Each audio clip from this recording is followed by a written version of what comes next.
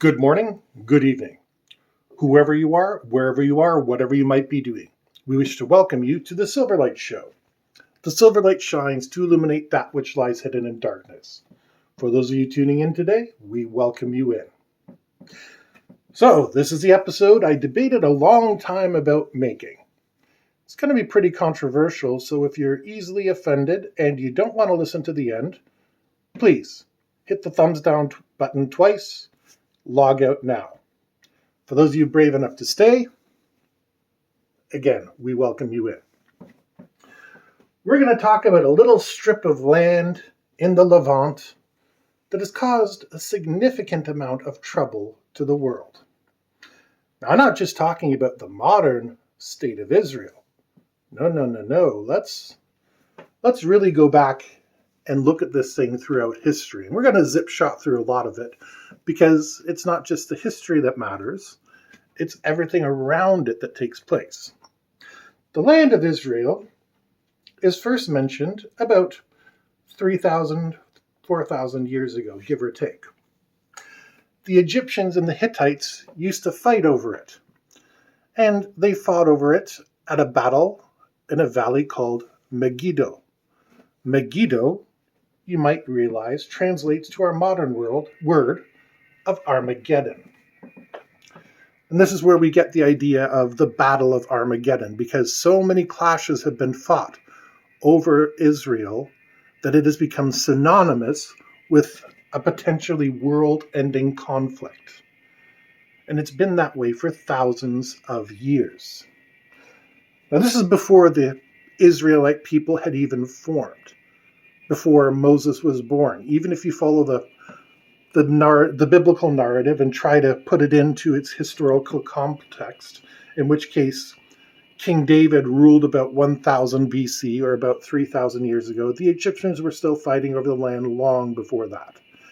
They have records going back 5,000 years ago, and they were still fighting with people back then, before Abraham was a baby. Let's skip forward. The Israelites come, the Israelites go, the classical ones I mean. The Romans take the place over, and they want to make sure that the Israelites don't come back because the Romans are particularly vengeful people. And the Israelites had the nerve to spite them. Carthage also did this, and the Romans sowed the soil with salt.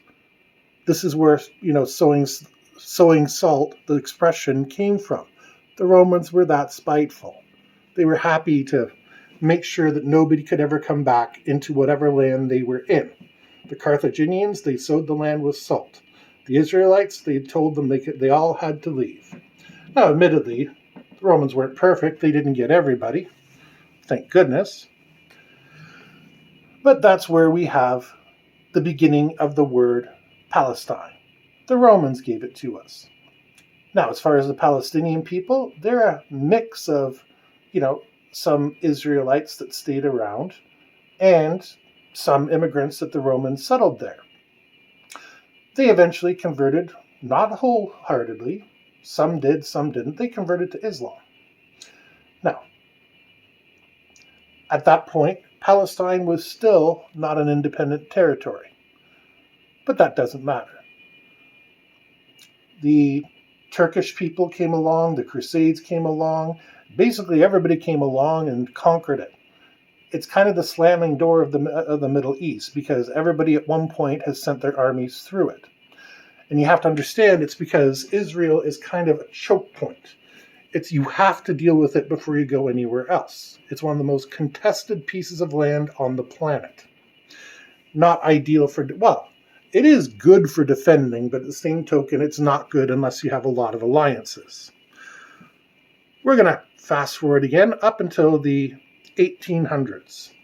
The 1800s, the Rothschilds, yes, that famous family, had an idea.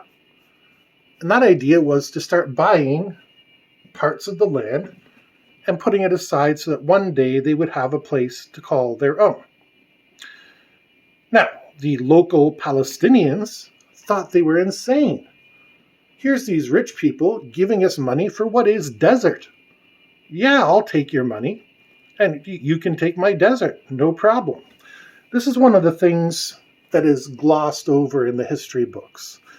The Palestinians say they stole our land from us when a lot of it was legitimately purchased. Now, it's not a universal blanket.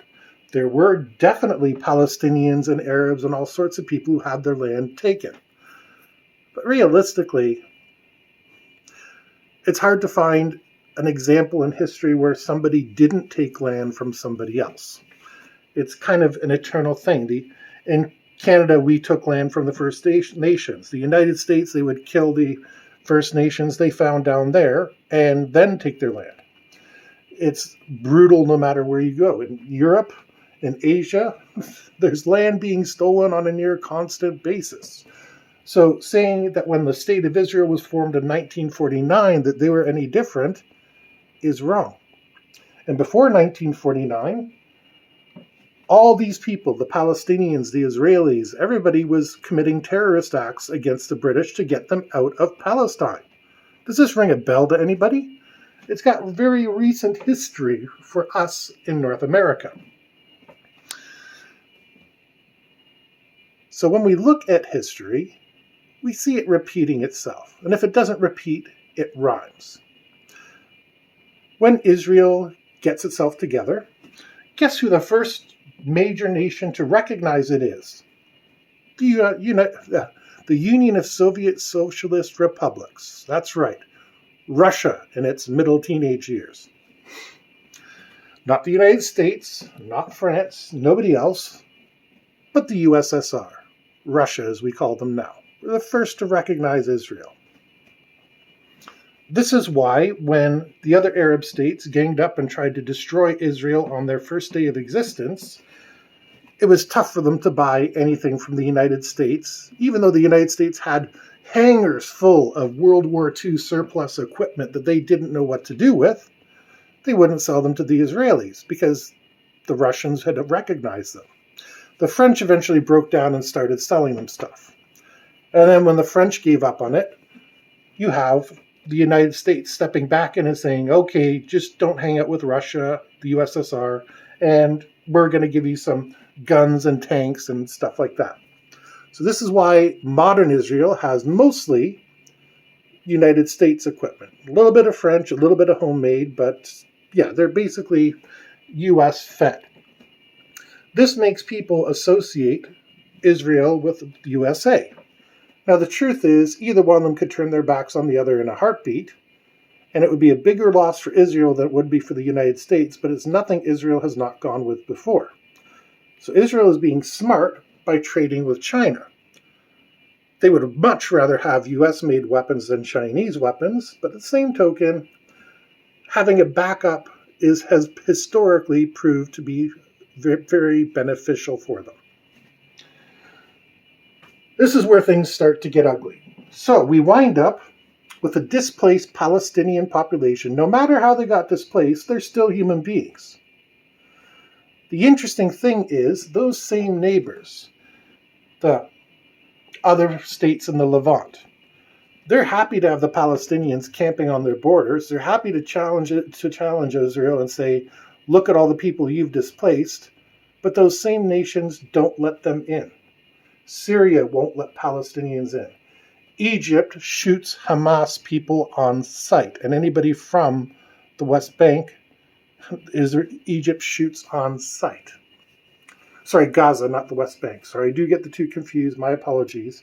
But Gaza is the one that likes to shoot rockets into Israel for no reason. Israel is in a no-win situation. There's nothing it can do. Personally, I've often wondered, is there even a point for Israel to exist? Because it comes from an old-fashioned idea, that of nationalism. And the idea is the Hebrew people, the Jewish people, need a home state to call their own. Historically, this was actually a good idea. Even before the 1940s, there was a lot of persecution that happened for Jews.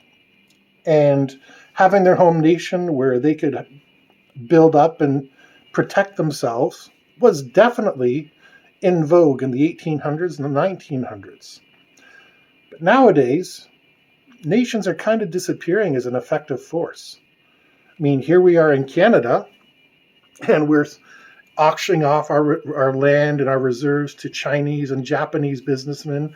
Not there's anything wrong with it. They have money. It's a capitalist economy. Can't argue with it unless we change the economy. But Israel is surrounded on all sides by enemies. They have to seek their friends far away. The closest real friend they have is Saudi Arabia, and that friendship is kept under the table. What would have happened if there was no Israel ever? Well, quite likely, I don't think there would have been another genocide against the Jews recently, but at the same token, it would not have gone well for them. In the 1940s, the late 30s and 1940s, Adolf Hitler was courting the Muslim Brotherhood, and he was trying to get them on his side so that he could use them as a fifth column to get rid of the British in Egypt. And his tactic did work. A lot of his ideas have spread to the Muslim Brotherhood, which you might remember are the people who took over Egypt not so long ago. Yes, they've been around that long. This is why I don't like the idea of Israel other than an idea. I'm going to look at the Baha'i faith for a minute. The Baha'i faith has its headquarters in Jerusalem. They have never come out and said, Israel is our homeland, Jerusalem is our homeland, give us the property. But the same token, they have faced a lot of persecution. Admittedly, having Israel as a buffer around them is one of the reasons they have somewhere to go to that protects them. But the Jews have probably experienced more hardship because Israel exists than if it didn't. That's a horrible thing for me to say, and there's no possible way to realize this dream. Unless you give me a genie out of a bottle and I wish that all the Jews in the world could disappear and, go to paradise and see what happens. And I know what would happen is people would immediately start fighting over the exact same land. So even in the best case scenario, when people get what they want, it still works out where people die. There's no good way to resolve the problem now. I mean, no matter what you do, if we get everybody out of there, we got to resettle these Jews, these Palestinians, these Baha'is. We got to resettle them somewhere. And they're not going to be happy because they just lost all their property, their territory, their business, etc. And the Palestinians do open some pretty good businesses. They make some kick-ass olive oil, and that's not the only thing. They do a lot of good farming. So, it is a mess. It is a quagmire, and there's no quick and easy solution to it. But we have to deal with it because the Jewish community is eternally at risk so long as Israel is at risk. And given that the Islamic State is still running around trying to kill people, the Taliban just got its legs back under it, and most importantly, every nation around it still wants to invade it and get rid of it and be hailed as the heroes of Islam. That's the problem. You have this fundamental nature that's in that region, this fundamentalist mentality that you just can't get rid of. And it's a shame. It's a beautiful land architecturally. It needs help. It needs to be it needs recovery. It needs human hands there because when the Israelis took over, they planted the desert and turned it green. That's not just propaganda. Go ahead and look at a satellite map and you're going to see how much more green land, how much more pasture is there now as compared to 60, 70 years ago. So it does need to be rebuilt. The entire Middle East needs to be rebuilt because unfortunately over 6, 7, 8,000 years, humans have taken so much out of the soil, it's become a desert. The Israelites have the technology and the know-how of how to revert that area back to green pasture. It's a shame all those nations can't get together and say, okay, Israel has the know-how, they're going to send us advisors, and we are now going to start doing our own wheat, our own olive oil, our own wine. Well, probably not wine, because while grapes are appreciated, they have certain taboos against drinking in that region. But still, you have this fundamental conflict that's never going to go away, and it's a shame because if it did, everybody could benefit. We could have a peaceful Levant where people are farming, people have high-tech industry, people are making money. But it's not going to happen so long as we keep fighting over events. And you can't just say, oh, the Israelites kicked out the Palestinians, because it's not true. The Palestinians were there when the Israelites were kicked out. We go back and forth with this. How far do we want to go? Thousands of years? No, we need somebody to be able to take charge. We probably need several somebodies to take charge and say, that's it. We're not fighting anymore. We're done fighting. We are now in the process of rebuilding, and it's going to take 100 years, maybe more. But the Levant can be a better place. But the problem is it takes cooperation. And there's so much animosity in that area built up over thousands of years, to the point where,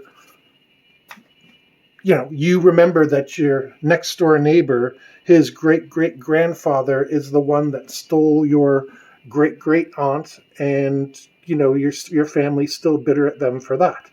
This is how deep-rooted the hatred goes in that area. So, cooperation. It's the key. Any survival manual, some survival manuals teach you how to be self-sufficient, but the wisest survival manuals tell you build a community of like-minded people. It's very difficult to go out and do what Survivor Man Les Stroud does. To survive, you need a community. You need somebody who knows something about mechanics. You need somebody who knows something about farming. You need somebody who knows how to access the information. You need all those things. One person can't do it all. And this is what the Middle East has forgotten. The very cradle of civilization, as it's often referred to, has forgotten how to be civilized. This could be the finest moment for humanity.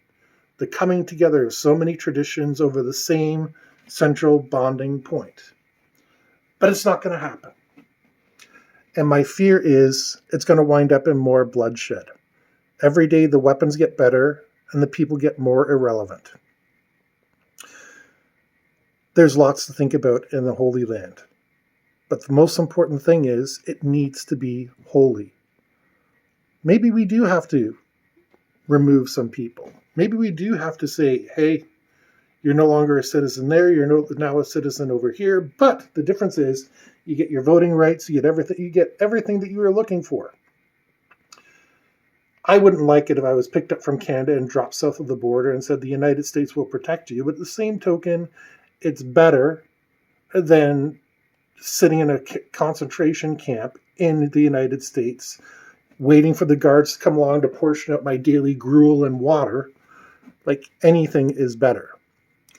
So maybe it's time we start exploring alternative strategies, because the peaceful one has never worked. Everybody's tried for peace in that region since time immemorial, and it isn't working. So we got to start educating them. And that's as far as we can take it. And hopefully one day that we can see the Middle East growing with greenery like we have here and being a beautiful place once more. Until then, we hope you enjoyed this episode of the Silverlight Show. If you did, please hit like, share, and subscribe. And we hope you have a fantastic day.